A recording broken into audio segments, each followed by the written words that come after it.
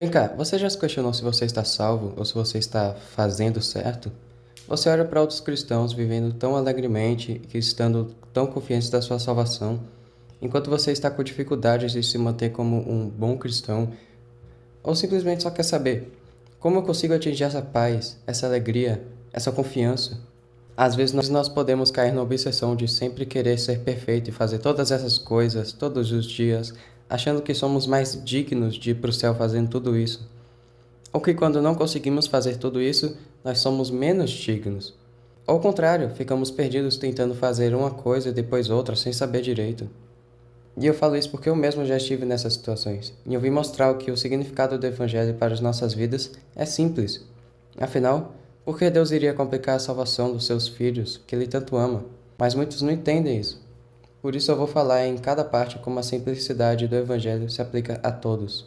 E eu espero que você saia daqui com um sorriso no rosto e sabendo tudo bem melhor. Então, vamos começar do início. Efésios 2, do 8 ao 9. Vocês são salvos pela graça, por meio da fé.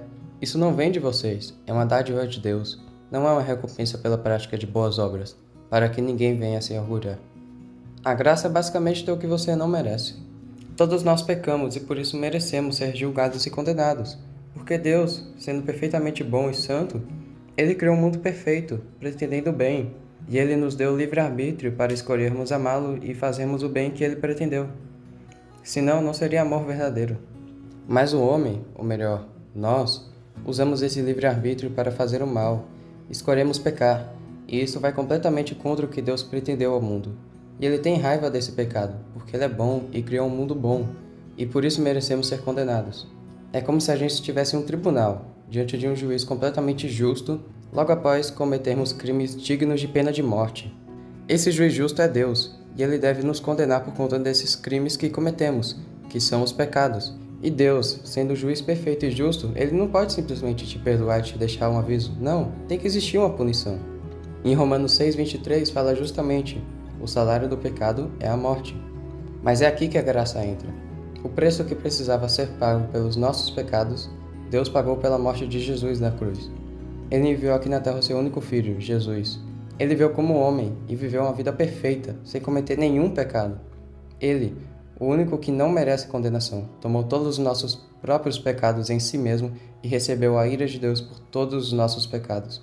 Ele sofreu e morreu a morte que nós merecemos. Tudo isso aconteceu naquela cruz.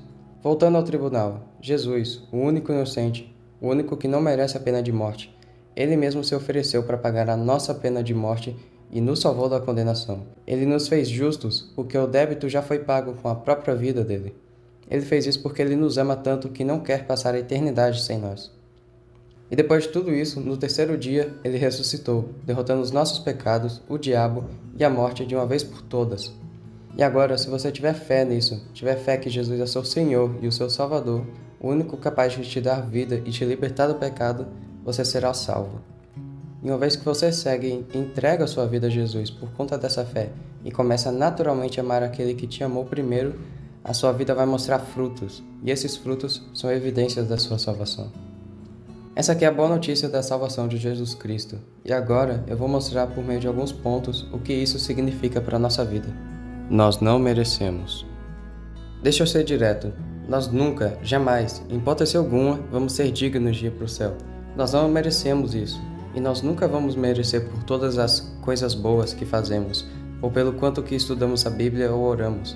Não é sobre o nosso desempenho aqui na Terra. Se ir para o céu dependesse do quão bem estivéssemos indo, você estaria frito e eu estaria frito. Literalmente. Não somos nós que nos levamos para o céu. A nossa entrada foi paga por Jesus Cristo. Ele perdoou os nossos pecados. Ele nos justificou. Ele é o caminho para o Pai, o caminho para o céu. É isso.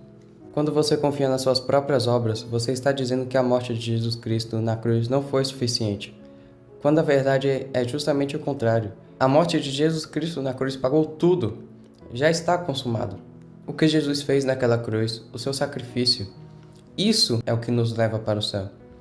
De acordo com o que Gálatas 2, do 20 ao 21 fala: foi crucificado com Cristo. Assim, já não sou eu quem vive, mas Cristo vive em mim. Portanto, vivo nesse corpo terreno pela fé no Filho de Deus, que me amou e se entregou por mim. Não considere a graça de Deus algo sem sentido, pois, se a obediência à lei nos tornasse justos diante de Deus, não haveria necessidade alguma de Cristo morrer. Olha só isso, se a gente pudesse se salvar, não existiria nenhuma necessidade de Cristo morrer. Nenhuma. Cristo morreu para nos salvar, simples assim. Após isso é que ele nos chama para morrermos para a nossa antiga versão e nascermos de novo em uma nova criação. Veja, fazer a vontade de Deus, ou seja, a obediência, isso não é o que nos salva. A obediência é uma consequência de sermos salvos. Cristo justificou os nossos pecados, para só então a gente poder se dedicar a seguir Ele. Nós fazemos todas essas coisas como uma resposta de gratidão por Cristo já ter nos salvado. Simples assim. Você não precisa ficar obcecado em ser perfeito ou achar que é o fim quando você não vai tão bem assim. Porque Cristo não quer perfeição. Ele apenas quer o seu coração. E Ele sabe que somos imperfeitos e vamos falhar às vezes, mas isso não é uma desculpa para pecar. É uma nova chance para você tentar fazer o certo de novo. Portanto, não é o nosso desempenho nem as nossas ações que nos salvam. E nenhuma dessas coisas nos faz dignos de ir para o céu. Jesus é que nos salvou. Ele veio para nos perdoar e nos purificar dos nossos pecados.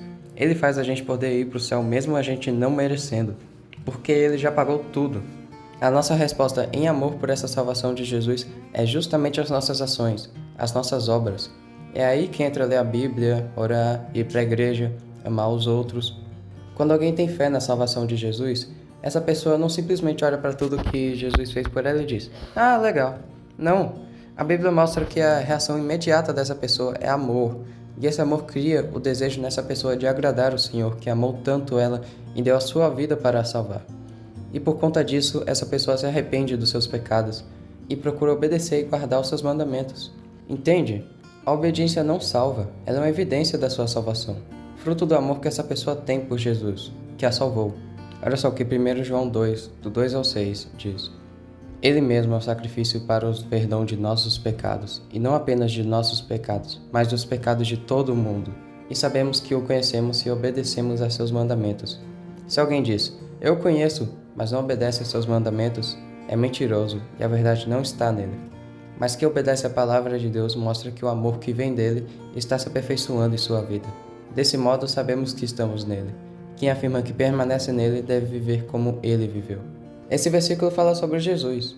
Simplesmente, uma vez que somos salvos e amamos Jesus por essa salvação, nós obedecemos aos seus mandamentos. Isso não é forçado, é uma consequência direta de quando somos salvos e amamos Jesus. Isso que é a obediência, não é algo que nos deixa dignos de ir para o céu. É uma demonstração de gratidão por sermos salvos. E bem, agora que já foi visto que não merecemos, vamos para a próxima parte.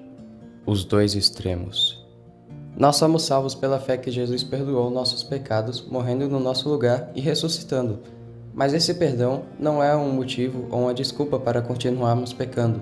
Ele morreu no nosso lugar para nos dar uma nova vida, não para continuarmos fazendo a mesma coisa que literalmente matou ele. Os nossos pecados foram o que matou Jesus. Ele fez isso por amor a você, para você viver uma vida justa. Ele perdoa os nossos pecados para podermos seguir ele sem carregar culpa ou vergonha do passado.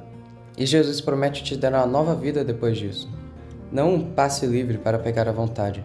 Sabe, muitas pessoas pensam que o perdão de Cristo é uma desculpa para eles pecarem, quando na verdade é justamente o contrário. Cristo nos perdoou justamente para seguirmos a Ele daqui em diante, ou seja, seguir os seus mandamentos, não as nossas próprias vontades. E Ele promete nos dar amor, alegria, paz, cura e transformação nessa nova vida. Esse é o primeiro extremo errado. O perdão é uma desculpa para pecar. Ele não é. Ele é justamente uma nova chance para fazermos o que é certo. E o que é certo é a palavra de Deus, que se encontra na Bíblia. Agora, o outro extremo é justamente o oposto disso. É quando você pensa que por fazer boas ações ou todas essas coisas, como ler a Bíblia, orar bem ou controlar a raiva, isso alguém fica mais digno de ir para o céu. Já quando essa pessoa não faz essas coisas, por exemplo, acaba acordando muito tarde e mal ora, ou acaba pulando a hora de ler a Bíblia, ou se deixa levar pela raiva, essa pessoa pensa que é menos digna de ir para o céu, e que merece menos. Esse é o problema. Muitas pessoas não confiam na cruz, elas confiam nas suas próprias obras, ou seja, nas próprias coisas boas que elas fazem. Agora, não me entenda errado, nós devemos sim procurar fazer coisas boas por Cristo. E, por exemplo, acordar muito tarde, pular a oração, pular a leitura da palavra, definitivamente são coisas ruins, mas é por isso que a cruz é tão boa. Você simplesmente aceitou Jesus e o simples fato de você perceber e reconhecer todas essas coisas ruins mostra que você está no caminho certo. O sangue de Jesus te cura e te faz levantar mais forte. Romanos 8:1 fala justamente: agora, portanto, já não há nenhuma condenação para os que estão em Cristo Jesus. Você não precisa se condenar se você acabar falhando em algo. Jesus nunca te chamou para ser perfeito. Ele te chamou para ser fiel. Toda vez que você cair, Ele está disposto a te levantar e te perdoar por isso, para fazer te voltar mais forte. E esse é o segundo extremo errado. Precisamos ser perfeitos e fazer isso ou aquilo para sermos salvos. O próprio versículo Gálatas 2:21 fala sobre isso. Não considero a graça de Deus algo sem sentido, pois se a obediência à lei nos tornasse justos diante de Deus, não haveria necessidade alguma de Cristo morrer. Se pudéssemos ir para o céu com as nossas boas obras, então Cristo não teria de morrer. E o que nos mantém em paz, então? A graça dele que nos perdoa toda vez que caímos, para voltarmos ainda mais fortes. Quando caímos, nós continuamos voltando, e o nosso foco deve estar em Jesus. O verdadeiro Evangelho. Agora que eu já falei sobre a salvação de Cristo, como não merecemos, e sobre os dois extremos, ou seja, as duas distorções do Evangelho, esse é o verdadeiro Evangelho. Jesus morreu por nós, para nos salvar da nossa condenação pelos nossos pecados. Ele literalmente tomou todos os nossos pecados em si mesmo, junto da ira de Deus, naquela cruz. Mesmo ele sendo completamente inocente de tudo isso. Isso porque ele amou tanto nós, pecadores culpados, que ele não queria nos ver sendo condenados. Então ele pagou tudo naquela cruz, com a sua própria vida. E no terceiro dia, ele ressuscitou, derrotando a morte, o pecado e o diabo de uma vez por todas. E agora, o único caminho para o céu é tendo fé nessa salvação de Jesus Cristo, o presente gratuito de Deus. Não foi o nosso mérito, mas sim a graça e o amor dele que nos salvou. Então agora as obras que nós fazemos não são feitas para nos deixar mais dignos de ir para o céu ou para nos salvarmos. Elas são feitas como uma resposta em gratidão e amor pela salvação que já nos foi dada pelo sangue de Jesus Cristo. Então, Jesus te salvou. E isso é um presente gratuito de Deus. Não é atingido pelas suas próprias boas ações. E ele fez isso porque esse Deus, ele te ama. E ele quer ter um relacionamento com você. Jesus morreu por você. Aceite o seu presente gratuito da salvação. E cresça nesse relacionamento com ele. Bem, e agora? Bem, Jesus te salvou, mas... E agora? O que você faz? É o que eu venho falando durante esse vídeo inteiro. Obedeça aos seus mandamentos. Siga a vontade dele. Mas, acima de tudo, cresça num relacionamento com Deus. Não faça todas essas coisas só por obrigação ou porque você precisa, mas faça isso por amor àquele Deus que te salvou, que deu a sua vida por você, que pensou em você em cada segundo que ele estava sofrendo naquela cruz, para te dar uma nova vida transformada, com uma paz e uma alegria que você nunca teve antes. E eu posso te dizer por experiência própria, quando você começa a seguir esse Senhor e crescer num relacionamento com Ele e ficar mais próximo dele por amor e busca fazer o que agrada a Ele, porque você ama Ele, a sua vida muda completamente. E é isso que eu quero te dizer. Você não precisa ficar se culpando só porque você fez algo errado ou porque você não conseguiu fazer do seu jeito, porque Jesus já sabia disso quando Ele morreu por você. E Ele está pronto para te levantar e te dar uma nova chance. E também a salvação não é uma desculpa para você continuar na sua vida antiga. É sério, cara. Se você realmente decidir seguir Jesus, eu te garanto, você não vai querer voltar atrás. Ser um cristão não é sobre fazer as coisas certas. É sobre crescer no relacionamento com Deus e fazer as coisas que Ele gosta simplesmente porque você quer agradar a Ele. Cresça nesse relacionamento com Deus. Viva essa nova vida. Busque conhecer ainda mais sobre esse Deus tão bom, cheio de graça e que nos amou tanto e que tem tantas coisas guardadas para você no futuro, amigo. E é isso que eu te deixo no final desse vídeo. Que você tenha um bom dia e Deus te abençoe. Tchau.